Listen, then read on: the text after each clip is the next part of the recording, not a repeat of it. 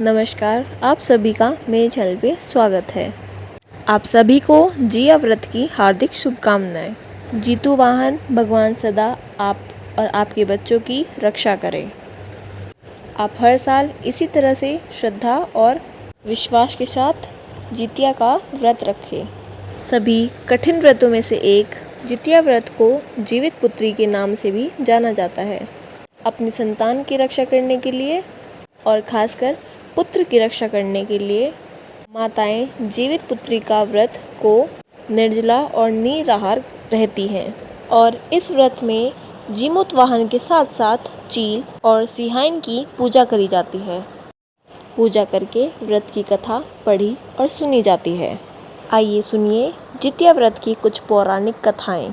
जितिया व्रत की पहली पौराणिक कथा के अनुसार गंधर्वों के राजकुमार का नाम जीमूत वाहन था। वे बड़े उदार और परोपकारी थे। जीमूत वाहन के पिता ने वृद्ध अवस्था में वानप्रस्थ आश्रम में जाते समय इन्हें सारा राज्य सिंहासन सौंप दिया, किंतु इनका मन राजपाट में नहीं लगता था। तब वे भी राज्य का भार अपने भाइयों पर छोड़कर स्वयं वन में पिता की सेवा करने के लिए चले गए। वहीं पर उनका मलयवती नाम की राजकन्या से विवाह हो गया। एक दिन जब वन में भ्रमण करते हुए जीमूत वाहन काफ़ी आगे चले गए, तब उन्हें रास्ते में एक वृद्धा रोते हुए मिली। उनके पूछने पर वृद्धा ने रोते हुए बताया कि मैं नागवंशी स्त्री हूँ और मेरा एक ही पुत्र है। पक्षीराज गरुड़ के सामने नागों ने उन्हें प्रतिदिन भोजन के लिए एक नाग सौंपने की प्रतिज्ञा हुई और आज प्रतिज्ञा के अनुसार मेरे पुत्र की बलि का दिन है। जीमूत वाहन ने वृद्धा को आश्वस्त करते हुए कहा कि डरो मत माताजी, मैं आपके पुत्र के प्राण की रक्षा अवश्य करूंगा। आज आपके पुत्र के बलि मैं स्वयं अपने आप को लाल कपड़े में डालकर यज्ञशिला पर ले जाऊंगा। ऐसा कहकर जीमूत वाहन ने उनके पुत्र के हाथ लाल कपड़ा ले लिया और वे उसे लपेटकर खुद को बलि देने के लिए चुनी हुई वतिशिला पर लेट गए। नियत समय पर पक्षीराज गरुड़ बड़े वेग से आए और वे लाल कपड़े के ढके हुए जीमूत वाहन को अपने पंजों में दबोचकर पहाड़ के शिखर पर जाकर बैठ गए। अपने चंगुल में गिरफ्तार प्राणी की आंख में आंसू और मुंह से आ ना निकलता हुआ देखकर गरुड़ बड़े आश्चर्य में पड़ गए। उन्होंने जीमूत वाहन से उसका परिचय पूछा। जीमूत वाहन ने सारा किस्सा कह सुनाया।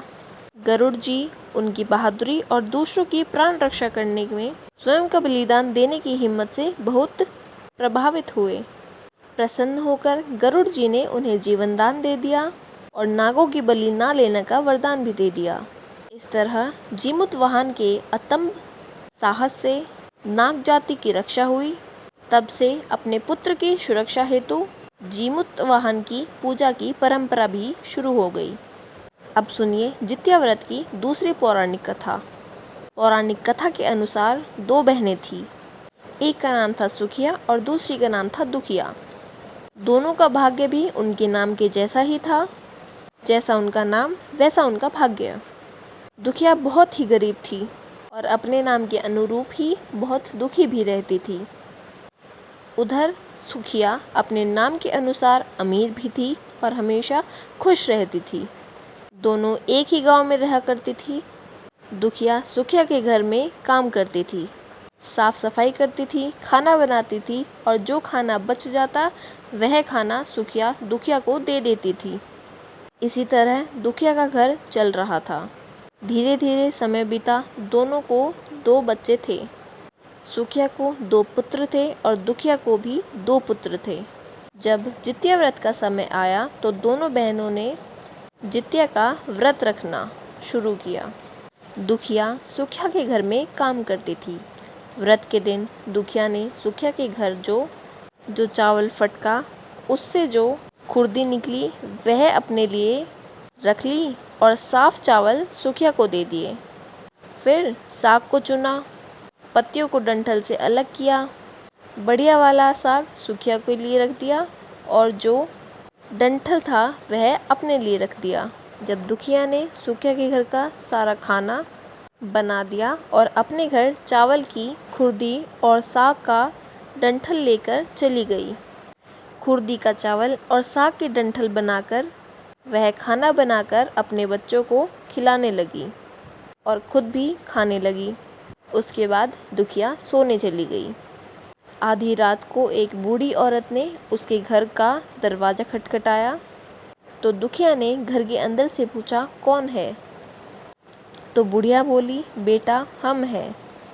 दुखिया ने उठकर फाटक खोला और पूछा, अम्मा आपको क्या चाहिए? इतनी रात में आप यहाँ किस लिए आई हो? तो बुढ़िया कहने लगी, बेटा मुझे बहुत भूख लगी है, कुछ खाने को दे दो। तो दुखिया को उस पर बहुत दया आई। उसे अपने घर के अंदर ले आई और कहने लगी, माँ जी हम लोग बहुत गरीब हैं और आज मैंने तो खुर्दी का चावल और साग का डंठल बनाया है, क्या आप खाएंगी?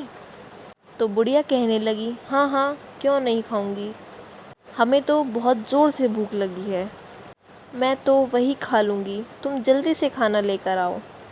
दुखिया घर के अंदर जाकर खुर्दी का चावल और साग का डंठल ले आई और बुढ़िया को खाने के लिए दे दिया। बुढ़िया ने खाना खाने के बाद कहा, मुझे अच्छे से कुछ दिखाई नहीं देता बेटी, अब इतनी रात के अंधेरे में मैं अपने घर कैसे जाऊंगी? तो दुखिया कहने लगी, माँ जी कोई बात नहीं, आप यहीं पर सो जाइए, सुबह हो जाए तो आप अपने घर चली जाना। अब तो बूढ़ी दुखिया के घर में ही सो गई। थोड़ी देर के बाद बुढ़िया उठी, फिर कहने लगी, बेटा मुझे शौच जाना है, कहाँ जाऊँ? तो दुखिया कहने लगी, माँ जी घर के भीतर ही एक कोने में चली जाओ, आप उधर कोने में शौच कर लो। तो बुढ़िया ने पूछा, बेटी बड़बड़ करें या छरछर करें? दुखिया नींद में थी, कहने लगी, बड़बड़ कर दो तो फिर सुबह साफ कर दूंगी। शौच करने के बाद बुढ़िया ने फिर पूछा, बेटा मैं अपने हाथ कहाँ साफ करूं? तो दुखिया कहने लगी, माँ जी आप मेरे सिर में अपने हाथों को साफ कर लीजिए। उधर जब सुबह हुई तो दुखिया को यह सब कुछ सपना जैसा लगा। उसे लगा शायद सोते समय मैंने कोई सपना देखा होगा। उसने ज़्यादा कुछ नहीं सोचा और सुबह होते ही नींद में नहाने चली गई। जब वह नींद में नहाने लगी और उसने अपने बाल धोए तो उसको उसके बालों से होता हुआ जो पानी बह रहा था वो पानी सोने का बन गया। आसपास की सभी महिलाएं जो स्नान कर रही थी यह देखकर हैरान हो गई और कहने लगी, अरे तुम्हारे बालों में से तो सोना का पानी बह रहा है। फिर तो दुखिया को रात की सारी बात याद आ गई। वह दौड़कर अपने घर की ओर भागी, यह सोचकर कि उसका घर तो शौच से गंदा हो गया होगा, जो कि रात बूढ़ी अम्मा ने किया था। पहले तो मुझे उसे साफ करना होगा, फिर मुझे स्नान करना चाहिए। वह भागकर जब अपने घर गई तो उसने क्या देखा कि घर के हर कोने में ढेर सारा सोना बिखरा हुआ है।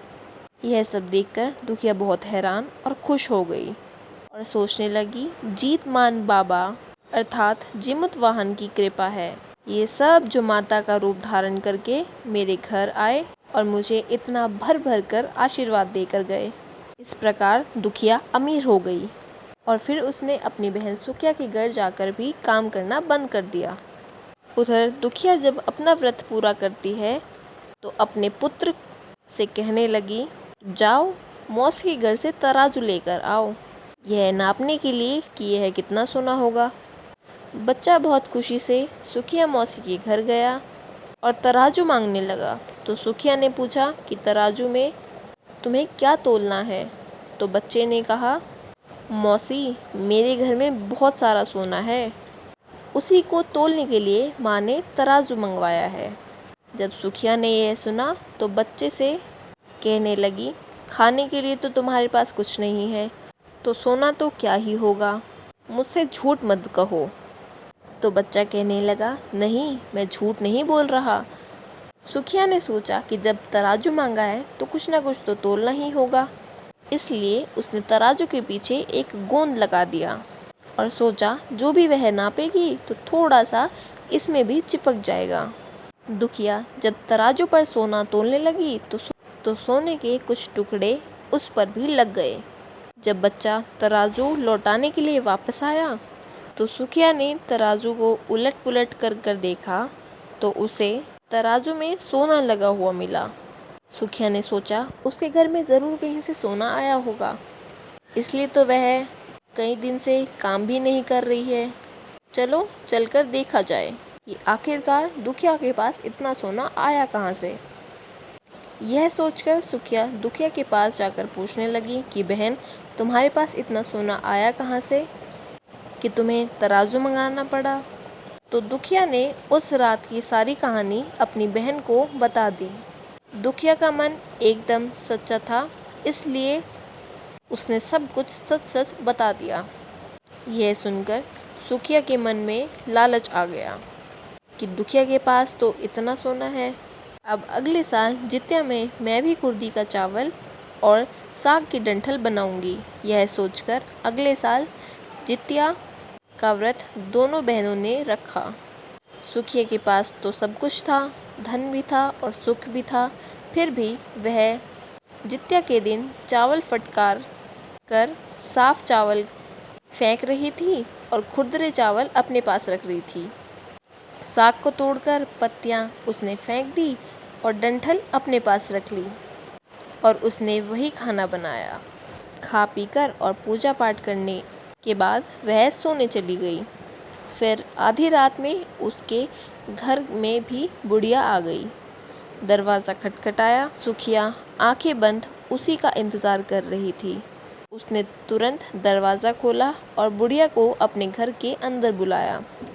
थोड़ी देर बाद बुढ़िया कहने लगी, बेटा मुझे बहुत भूख लगी है, कुछ खाने को दे दो। तो सुखिया ने कहा, माँ जी मैंने तो खुर्दी का चावल और डंठल का साग बनाया है। बुढ़िया कहने लगी, कोई बात नहीं, मैं खा लूँगी, तुम वही ले आओ। सुखिया ने खाना परोसकर बुढ़िया को दे दिया और खुद सोने के लिए चली गई। तो बुढ़िया कहने लगी, बेटा अंधेरा बहुत है और मुझे ठीक से दिखाई नहीं देता और मैं घर भी नहीं जा सकती। तो सुखिया कहने लगी, कोई बात नहीं माँ जी, आप यहीं पर रुक जाओ। थोड़ी देर बाद बुढ़िया ने कहा, बेटा मुझे शौच जाना है, कहाँ जाऊँ? तो सुखिया कहने लगी, माँ जी वहीं कोने में चली जाओ। थोड़ी देर के बाद बुढ़िया ने पूछा, बड़बड़ करूं या छरछर? उस समय सुखिया को याद नहीं आया कि दुखिया ने क्या कहा था। तो सुखिया ने माँ जी को बोला, माँ जी छरछर कर दीजिए। फिर बुढ़िया ने पूछा, बेटा अब बताओ मैं अपने हाथ कहाँ साफ़ करूं? सुखिया बोली, माँ जी मेरे सर पे हाथ साफ़ कर लीजिए। बुढ़िया अपने हाथ सुखिया के सर पर साफ़ कर लेती है। जब सुखिया सुबह उठती है तो उसने देखा कि उसका पूरा घर तो गंदगी से भरा हुआ है और उसके बालों में भी बहुत गंदगी लगी हुई है। यह सब देखकर सुखिया बहुत दुखी हो गई। उसे बहुत गुस्सा भी आया। गुस्सा होकर उसने अपनी बहन को बुलाया और उस पर भी गुस्सा करने लगी। तुमने मुझसे झूठ क्यों बोला? तुमने मेरा पूरा घर गंदा करवा दिया। तो दुखिया पूछने लगी कि बहन तुमने क्या कहा था, छरछर या भरभर? तो सुखिया ने कहा कि छरछर। तो दुखिया बोलने लगी कि बहन तुमने यही तो गलती कर दी। तुम्हारे पास तो सब कुछ था, किसी चीज़ की कोई कमी नहीं थी, फिर भी तुमने लालच किया। मेरे पास तो उस दिन कुछ भी नहीं था, इसलिए मजबूरी में मुझे उन्हें डंठल का साग और खुर्दी के चावल खिलाने पड़े। तुमने भेष बदलकर अपने घर आई, हुए मेहमान को अपमान किया। सब कुछ रहते हुए भी तुमने उनके साग और भात खिलाया, इसलिए तुम्हें लालच नहीं करना चाहिए था और तुम्हारे साथ जो कुछ भी हुआ वो तुम्हारे लालच का फल है जो तुम्हें मिल चुका है। बहन दुखिया की बात सुनकर अब सुखिया को अपनी गलती का भारी पश्चाताप हो रहा है, लेकिन अब वह कर भी क्या सकती थी। दुखिया को सुखिया की हालत पर तरस आ गया। तब उसने अपने घर में से थोड़ा सोना लाकर अपनी बहन को दे दिया ताकि उसका आने वाला समय अच्छे से बीत जाए। और यह थी जित्या वध के दिन सुनने वाली पौराणिक कथा। अगर आपको यह कथा पसंद आई हो तो हमारे चैनल को सब्सक्राइब करें, लाइक करें और कमेंट करना ना भूलें और इस वीडियो को ज़्यादा से ज़्यादा शेयर करें। धन्यवाद।